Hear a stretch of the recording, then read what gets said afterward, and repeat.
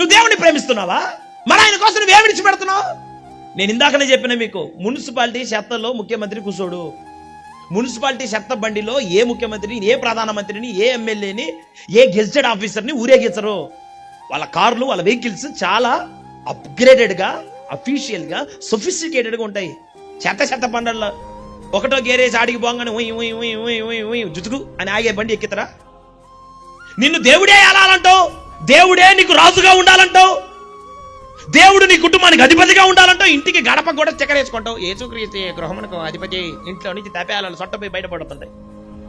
బండ బూతులు, రోత మాటలు ఇవన్నీ పెట్టుకొని నువ్వు దేవుని భక్తుడమని చెప్పుకోవటానికి పావు కిలో సిగ్గుండాలి మనందరికీ. నిజంగా ఆయన భక్తులమైతే ఆయన కోసం మనం ఏమి విడిచిపెట్టామండి? ఏమి విడిచిపెట్టారు మీరు? వారు తమ స్థిరాస్తులను, చరాస్తులను అమ్మి అపోస్తలుల పాదాల దగ్గర పడేశారు, దేవుణ్ణి ప్రేమించారు కనుక. ఏం చెప్పమంటారు మీకు ఈ పూట?